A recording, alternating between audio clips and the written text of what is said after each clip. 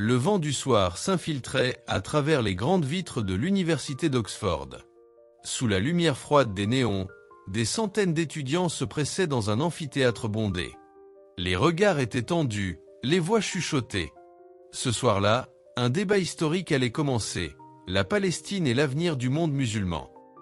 Parmi la foule, un jeune homme observait en silence. Son nom, Ethan Williams, 27 ans, étudiant en philosophie politique.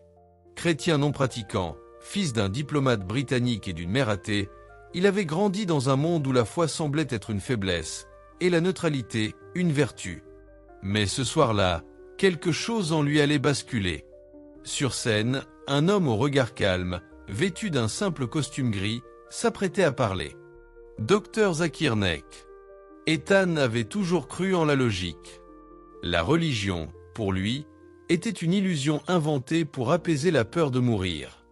Il connaissait les discours sur la paix, sur la justice, mais, dans son esprit, il n'était que des mots creux. Lorsqu'il voyait les images de Gaza, il changeait de chaîne.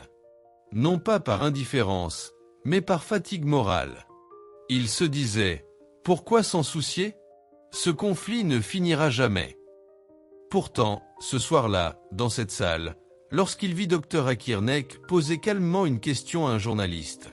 Comment pouvez-vous appeler à la paix tout en justifiant l'occupation? Ethan sentit un frisson. C'était la première fois qu'il entendait quelqu'un parler de la Palestine avec une telle clarté, sans haine, sans politique, mais avec une foi inébranlable. La salle se vidait lentement.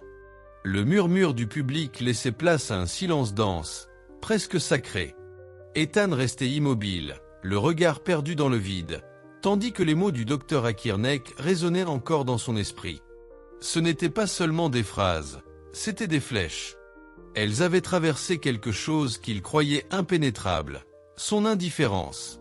La Palestine triomphera, non pas par les armes, mais par la promesse d'Allah.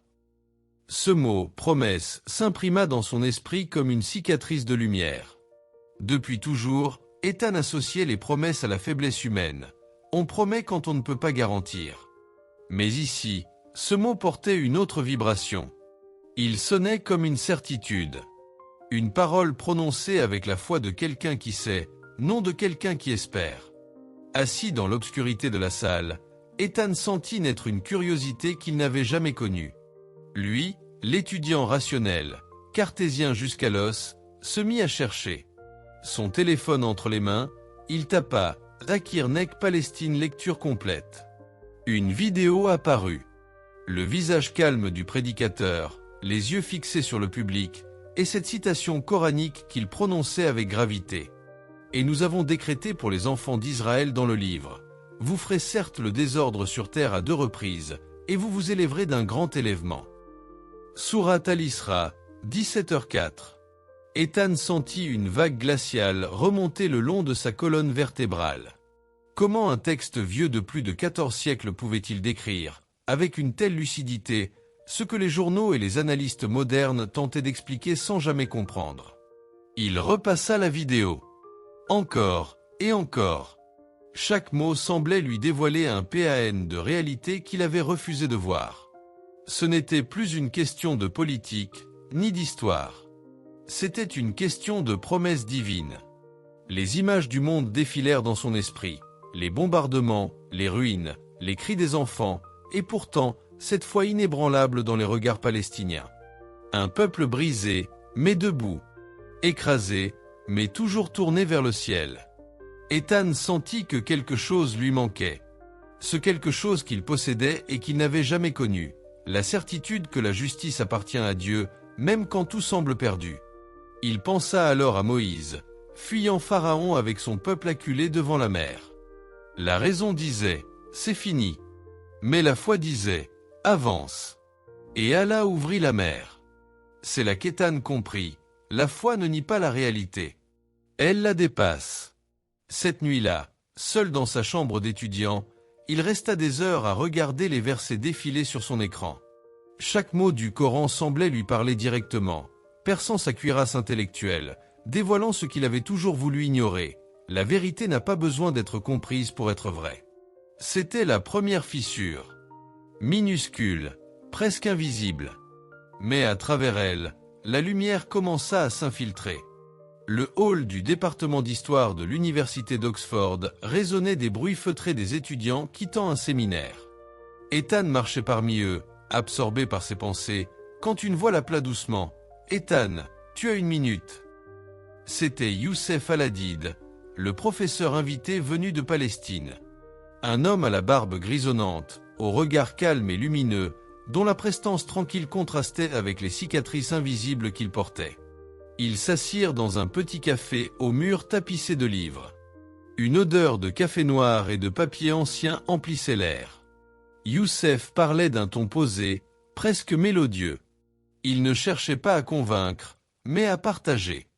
Il raconta sa jeunesse à Gaza, son départ forcé, la perte de sa maison sous les bombardements. Pourtant, dans sa voix, aucune colère, aucune haine. Seulement la lumière d'une foi inébranlable. « Tu sais, Ethan, on peut me détruire ma maison, mais pas ma foi. Parce que ma foi n'est pas dans les pierres, elle est dans la parole d'Allah. » Ethan resta silencieux. Ces mots étaient comme une gifle douce mais ferme. Comment un homme qui avait tout perdu pouvait-il encore parler d'amour, de patience et d'espoir? Son esprit logique cherchait une explication rationnelle, mais son cœur, lui, tremblait. Dans le regard de Youssef, il vit quelque chose qu'il n'avait jamais vu chez aucun intellectuel, aucun politicien, aucun scientifique, la paix absolue dans la soumission. Leur conversation dura des heures. Youssef cita des passages du Coran, parla de la patience du prophète Ayyub, privé de tout, mais resté reconnaissant. Il évoqua aussi les paroles du prophète. Le croyant ne s'étonne de rien, car tout ce qu'Allah décrète pour lui est un bien. Ethan écoutait, fasciné. Cette philosophie du cœur renversait tout ce qu'il avait appris. Le soir venu, alors que la pluie battait sur les vitres de sa chambre d'étudiant, il rouvrit encore une fois le Coran en ligne. Ses yeux s'arrêtèrent sur ce verset. « Ne faiblissez pas et ne vous attristez pas, car vous serez les supérieurs si vous êtes croyants. » Sourate Al-Imran, 3, 139. Il le lut à voix haute. Une chaleur étrange monta en lui. Ce n'était pas une promesse de victoire militaire, mais une victoire intérieure, celle qui ne dépend d'aucune arme, d'aucune nation, d'aucun drapeau. La victoire de l'âme sur la peur. Cette nuit-là, il sentit naître en lui un sentiment qu'il n'avait jamais éprouvé, le désir d'avoir, lui aussi, cette paix. Pas la paix des livres, ni celle des discours politiques, mais la paix d'un cœur qui s'abandonne à Dieu. Et pour la première fois, Ethan comprit ce que signifiait le mot sabre, la patience, cette force invisible que Youssef incarnait sans même y penser. La patience qui transforme la douleur en lumière, et la défaite apparente en triomphe spirituel. Dans le silence de sa chambre, il murmura « Peut-être que la vraie supériorité, ce n'est pas de dominer le monde, mais de dominer soi-même. » Et quelque part, au fond de lui, la voix de Youssef résonna encore « On peut me détruire ma maison, mais pas ma foi. » La nuit tombait sur Oxford. Les couloirs de l'hôpital ressemblaient à un labyrinthe d'échos et de néons froids. Ethan marchait d'un pas mécanique, les yeux rouges, le souffle court. Les mots du médecin résonnaient encore dans sa tête. Il ne passera peut-être pas la nuit. Son père. Son seul repère. L'homme qui lui avait appris la raison, la logique, la discipline. Étendu à présent sur un lit d'hôpital, branché à des machines qui rythmaient sa lente agonie. Ethan s'assit dans le couloir, les mains tremblantes. Les murs blancs semblaient se refermer sur lui. Pour la première fois depuis des années, il pria. Pas une prière apprise. Pas un rituel. Une imploration nue, désespérée. Dieu, si tu existes, montre-moi la vérité. Un souffle. Un murmure. Puis le silence. Quelques secondes plus tard, son téléphone vibra dans sa poche. Une notification YouTube. Le titre s'afficha. Dr Zakir Naik, quand Allah teste ses serviteurs. Ethan hésita. Puis, machinalement, il lança la vidéo. L'image tremblait un peu, le son n'était pas parfait, mais la voix du docteur Naik était claire, ferme, rassurante. Quand Allah t'éprouve, ce n'est pas pour te punir, mais pour te purifier. Il veut t'arracher à ce qui t'éloigne de lui. Ces mots frappèrent Ethan en plein cœur. Purifier. Arracher. Et si la douleur n'était pas une malédiction, mais un appel? Il sentit une chaleur monter en lui, une émotion qu'il n'avait jamais connue. Son regard tomba alors sur les sous-titres à l'écran, citant un verset. Certes, avec la difficulté vient la facilité. Sourate Ash-Shar, 94, 6. Il relut le verset plusieurs fois. Ce n'était pas une promesse lointaine. C'était une réalité immédiate, presque palpable. Chaque souffle de douleur portait déjà en lui un souffle de guérison. Ethan éclata en sanglots. Larmes contenues depuis trop longtemps, refoulées derrière son orgueil intellectuel. C'était comme si quelqu'un lui parlait à travers le temps, lui tendait la main au milieu du naufrage. Il se souvint alors de Youssef, de sa paix malgré la perte. Et pour la première fois, il comprit, ce n'est pas la vie qui brise les hommes. C'est la résistance à la volonté divine. Son père respirait faiblement. Ethan s'approcha du lit, posa sa main sur la sienne, et murmura, « Si tu m'entends, mon Dieu, ne me laisse plus jamais t'oublier. » Même dans la douleur. Il pensa à Ayoub, le prophète de la patience, qui perdit tout sauf sa foi, et qu'Allah récompensa pour sa constance. Ethan n'en était qu'au début du chemin, mais une chose venait de naître en lui, la conscience que l'épreuve est parfois la plus douce des invitations. Et tandis que les machines continuaient leur rythme, il sentit pour la première fois depuis longtemps un calme étrange, presque sacré, s'installer dans son cœur. Cette nuit-là, le sommeil d'Ethan fut agité. Il s'endormit tard, épuisé par les heures passées à l'hôpital, la peur, la prière, les larmes. Puis tout devint silence. Un silence profond, presque cosmique. Il se retrouva dans un désert. Le sable s'étendait à perte de vue, doré sous un ciel sans soleil. L'air était chaud, mais paisible. Aucun son, aucune ombre. Seulement lui, marchant sans but, pieds nus sur la terre brûlante. Soudain, au loin, une silhouette apparut. Un enfant, palestinien, à en juger par le kéfier enroulé sur sa tête. Il tenait un petit drapeau blanc, taché de sang séché. L'enfant s'avança lentement, son regard droit et profond comme celui d'un vieil homme. Lorsqu'il parla, sa voix était douce, mais résonnait comme une vérité immuable. « Tu cherches la vérité, mais tu regardes du mauvais côté. » Ethan voulut répondre, mais aucun mot ne sortit. Le vent se leva. Le drapeau s'éleva dans les airs, et l'enfant disparut, ne laissant derrière lui qu'un parfum de poussière et de lumière. Il se réveilla en sursaut, trempé de sueur, le cœur battant à tout rompre. Ce rêve, il le ressentit plus qu'il ne le comprit. Le visage de l'enfant le hantait. Ces mots, comme gravés au fer rouge dans son esprit, « Tu regardes du mauvais côté ». Ethan s'assit sur son lit, ouvrit son ordinateur, et tomba sur une ancienne conférence du docteur Akirnek. Le prédicateur disait « Celui qui cherche sincèrement la vérité, Allah le guidera, même s'il est perdu au milieu du désert. » Ces mots lui donnèrent des frissons. Était-ce une coïncidence ou un signe? Le désert, le rêve, le message, tout semblait relié. Alors, au matin, il prit une décision. Il prit le train pour Londres, seul, avec une certitude nouvelle dans le cœur. Il marcha longtemps dans les rues grises jusqu'à atteindre une petite mosquée, dissimulée entre deux immeubles. À l'intérieur, un vieil imam l'accueillit avec un sourire paisible. Ethan hésita, puis demanda « Pourquoi les musulmans croient-ils que la Palestine vaincra ?» L'imam resta silencieux un instant, puis répondit calmement « Parce que notre victoire n'est pas dans ce monde. Elle est dans la patience, la justice et la foi. » Allah dit. Et ne pense pas qu'Allah soit inattentif à ce que font les injustes. Il leur accorde un délai jusqu'au jour où leurs regards se figeront. Sourate Ibrahim, 14h42. Chaque mot pénétrait le cœur d'Ethan comme une lumière lente et chaude. Il comprit que la victoire palestinienne et plus encore, la victoire de tout croyant ne réside pas dans le triomphe visible, mais dans la certitude qu'Allah voit tout, même lorsque le monde détourne le regard. L'imam lui parla encore du prophète, de ses épreuves à la Mecque, de sa patience quand tout semblait perdu. Et Ethan sentit une paix descendre sur lui.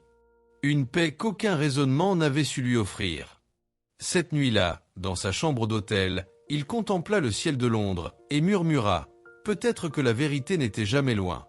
J'avais juste le regard tourné ailleurs. » Et pour la première fois, il sentit que son cœur savait ce que son esprit refusait encore d'admettre. La vraie victoire, c'est celle de la foi. Le matin était gris sur Londres. Une fine bruine tombait sur les pavés devant la mosquée. Ethan marchait lentement, le cœur battant, comme si chaque pas l'éloignait de son ancienne vie. Ce n'était plus le chercheur rationnel, ni le sceptique amer. C'était un homme en quête de retour. Pas vers un lieu, mais vers une origine intérieure qu'il avait oubliée. Il entra. L'air était calme, presque sacré. Le murmure du Coran résonnait doucement dans le fond, comme une respiration. Ce jour-là, il ne venait plus pour comprendre.